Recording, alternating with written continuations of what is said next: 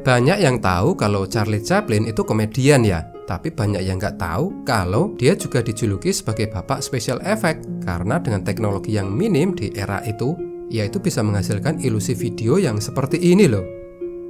Charlie Chaplin juga diakui atau tidak memiliki pengaruh yang kuat dalam dunia komedi dan banyak juga yang menirunya. Contohnya Mr. Bean yang komedinya itu tanpa dialog ya, sama seperti kayak Charlie Chaplin.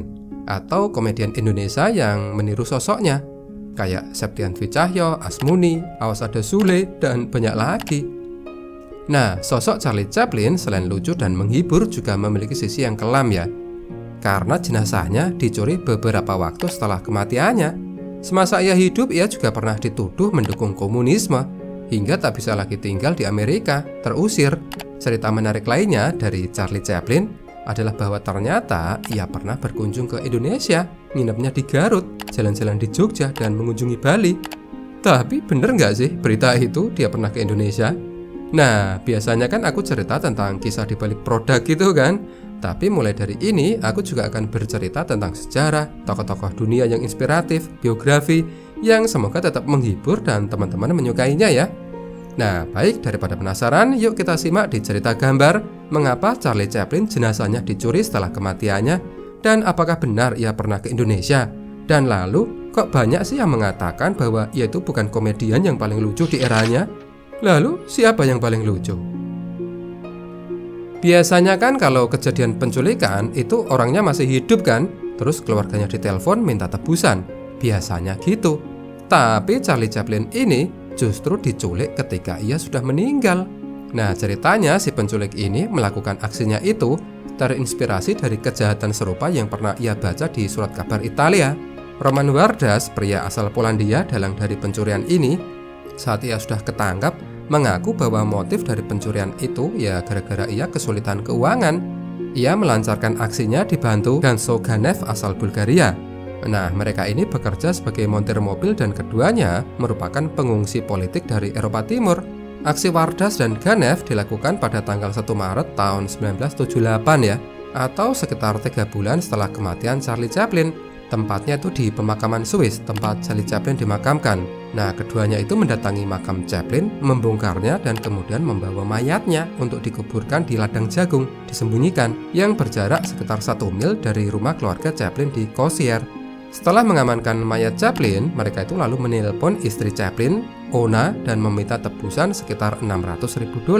Tapi Ona menolak permintaan itu. Ya karena konyol kan, masa udah jadi mayat diculik? Bayar dulu waktu masih hidup. Lagian resiko terburuk apa sih yang bakal terjadi kalau dia tidak membayar uang tebusan? Chaplin bakal dibunuh. Lah kan sudah mati. Akibat penolakan itu, si penculik konyol itu tadi kemudian membuat ancaman yang ditunjukkan kepada 2 anak Chaplin. Tapi yang dia tidak tahu, polisi itu sudah menyadap telepon di rumahnya Ona dan mengawasi 200 kios telepon di wilayah tersebut. Akhirnya setelah dilakukan penyelidikan selama 5 minggu, polisi berhasil menangkap kedua pelaku. Roman Wardas dijatuhi hukuman 4,5 tahun kerja paksa, sedangkan Ganev diberi hukuman percobaan 18 bulan karena membantu si Ganev tadi. Setelah kasus ini selesai, jenazah Chaplin dicari dan akhirnya ditemukan, dan keluarga akhirnya memakamkan kembali ke dalam kuburan beton demi mencegah upaya pencurian di masa depan. Aku dulu awalnya nggak percaya loh, masa Charlie Chaplin pernah ke Garut, ke Indonesia. Tapi setelah tak cari-cari sumber beritanya, ternyata benar, valid. Malah ini fakta ya, perjalanan orang-orang luar negeri ke Indonesia dan orang Indonesia yang saat itu namanya Hindia Belanda ya, ke luar negeri itu biasa. Jadi Chaplin ke Indonesia ya tentu saja adalah hal yang masuk akal. Malah ia itu kesini nggak hanya sekali tapi sampai 3 kali. Kunjungan pertama Charlie Chaplin terjadi pada tahun 1932. Ia datang dari Singapura dengan menumpang kapal milik Koninklijke Paketvaart Maatschappij van Landsbri. Nah, Chaplin itu tiba di pelabuhan Tanjung Priok, Batavia, sekarang disebut Jakarta, pada tanggal 30 Maret 1932. Perjalanan lalu dilanjutkan menggunakan mobil dan setelah sekitar 6 jam perjalanan, akhirnya Chaplin sampai di Garut setelah sebelumnya mampir di Bandung. Dalam perjalanan ini, Chaplin itu ditemani oleh kakaknya yang bernama Sidney beserta kru filmnya. Di Garut, Chaplin menginap di Hotel Ngamplang. Nah, yang menarik nih, saat Chaplin menginap di Hotel Garut ini, Ia itu tidur sama guling. Nah, lalu apa anehnya tidur sama guling? Ya tentu saja itu unik bagi Chaplin karena di tempat tinggalnya, di tempat tidur, ya adanya itu cuma bantal, tidak ada guling. Pengalaman mengesankannya bersama guling ini ia tuangkan dalam artikel perjalanan yang ia tulis bernama A Comedian Sees the World. Di situ ia tulis, "Disinilah saya menemukan pengalaman pertama saya dengan seorang istri Belanda yang kalau Anda tinggal terlalu lama di daerah tropis, Anda akan sangat memerlukannya." Nah, teman-teman mungkin bertanya ya, kenapa sih kok guling disebut istri Belanda? Ya karena guling itu bukan budaya asli orang Indonesia. Guling dibawa oleh tentara Belanda saat tugas ke Hindia Belanda, ke Indonesia, sebagai pengganti istri. Karena istrinya nggak ikut kan? Jadi memeluk guling pada malam gitu bisa serasa bersama istri. Makanya nggak heran guling itu diistilahkan Dutch lady, istri Belanda. Teman-teman ada yang tahu sejarah guling ini? Atau baru tahu ketika mendengar cerita ini? Silahkan komen ya. Dari Garut, Chaplin dan rombongan melanjutkan perjalanannya ke arah timur, dan pada awal April 1932 mereka tiba di Surabaya, lalu menyeberang ke Bali. Setelah cukup lama menetap sementara di Bali, Chaplin akhirnya meninggalkan Indonesia dan menuju Singapura lagi pada tanggal 19 April 1932. Di tahun 1936, Charlie Chaplin kembali mengunjungi Garut, dan pada kunjungannya yang kedua kali ini, Chaplin ditemani istri dan mertuanya, Paulette Goddard dan Altamide Goddard. Dalam kunjungannya ini, Chaplin dan rombongan berangkat dari Singapura menggunakan pesawat Qantas Air menuju Batavia dan mendarat di Bandar Udara Cililitan pada tanggal 23 Maret 1936. Seperti perjalanan Chaplin pertama, rombongan mengunjungi Bandung, Garut, Jawa Tengah, dan Jawa Timur sebelum menuju ke Bali di bulan April. Meskipun Chaplin itu sangat mengagumi Garut dan sempat berjanji akan datang kembali, tapi pada kunjungan yang ketiga, tahun 1961, Chaplin dan keluarga hanya mengunjungi Yogyakarta untuk menghadiri pementasan pertama sendera tari Ramayana di Candi Prambanan, dan kemudian ia tidak ke Garut lagi. Sukses berkarir di Hollywood membuat Charlie Chaplin mendapat banyak sekali sorotan termasuk dari pemerintah Amerika. FBI bahkan memiliki berkas setebal 2000 halaman yang bertajuk The Charlie Chaplin Archive, dan di berkas itu isinya tentang bukti kedekatan atau dukungan Charlie Chaplin kepada Komunis.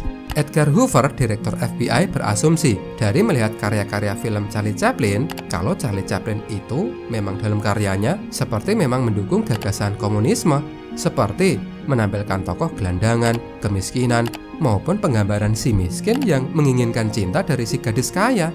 Menurut Hoover, si direktur FBI tadi itu adalah tanda-tanda bentuk dukungan kepada komunisme, simpati pada kelas pekerja. Ya, meskipun menurutku itu aneh banget ya. Masa orang dituduh hanya gara-gara asumsi? Bahkan meskipun hingga kemudian tidak ditemukan cukup bukti kuat mengenai keterlibatan atau dukungan Charlie Chaplin ke komunisme, dia itu tetap dicekal, diusir. Pada bulan September tahun 1952, saat Chaplin dan keluarganya berlayar ke Inggris untuk menghadiri pemutaran perdana film barunya Limelight, Jaksa Agung Amerika Serikat James McGranary mengumumkan bahwa pemerintah memutuskan untuk menangkal izin masuk kembali yang mengakibatkan Charlie Chaplin nggak bisa masuk ke Amerika. Charlie Chaplin dan keluarganya akhirnya memilih untuk tinggal di Swiss. Ia tinggal di sana lama, bahkan hingga meninggal dunia pada tanggal 25 Desember tahun 1977, pas hari Natal ya. Nah, tadi kan diceritakan ya betapa Charlie Chaplin ingin membuat studionya sendiri kan? Nah, alasannya ya biar dia itu bisa bebas berkreasi. Salah satu contohnya, bikin efek seperti ini. Charlie Chaplin itu bukan hanya aktor komedi legendaris ya, tapi dia itu juga dikenal sebagai bapak visual effect. Ia adalah pionir dari teknologi visual effect yang masih terus berkembang dan digunakan hingga sekarang. Di awal kemunculannya, teknologi visual effect diaplikasikan menggunakan trik kamera untuk menghasilkan tampilan yang memukau dan mengecoh mata. Salah satu film garapan Chaplin yang berhasil memukau penonton karena penggunaan visual effect adalah Modern Times yang dirilis pada tahun 1936. Ini keren sekali ya. Sineas zaman sekarang malu loh kalau lihat ini.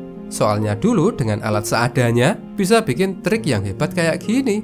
Idenya itu benar-benar out of the box. Menurut Nicholas Ayala dalam Screen Rant, aksi Chaplin di sini itu terlihat sangat nyata ya. sehingga hampir tidak mungkin untuk mengetahui di mana efeknya pada pandangan pertama. Padahal teknik yang digunakan sebenarnya itu lebih sederhana daripada yang terlihat. Dalam adegan ini, Chaplin itu sama sekali tidak melakukan aksi berbahaya.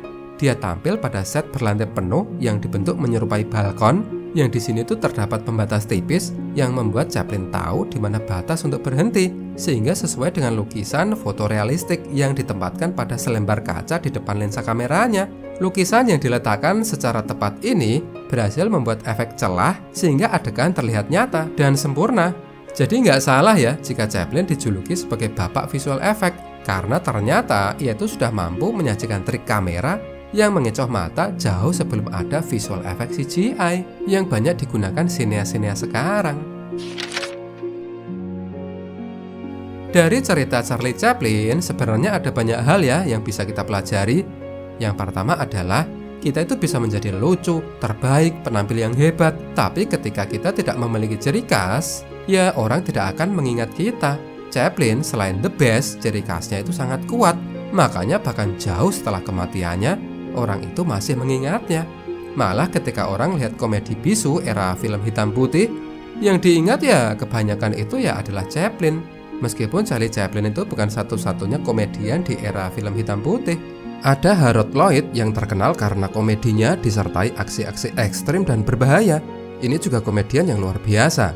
Selain itu ada juga Buster Keaton yang punya ciri khas pada konsistensi komedi fisik dengan ekspresi datar hingga punya julukan The Great Stone Face. Ini juga orang selain lucu, aksinya, spesial efeknya juga sangat mengagumkan. Dari Chaplin kita juga bisa belajar ya bahwa terlahir miskin pun asal gigih terus berkarya, nggak puas dengan karya yang gitu-gitu aja, pengen selalu meningkatkan hasil karyanya, ya bisa sukses, bahkan meninggal dikenal sebagai legenda.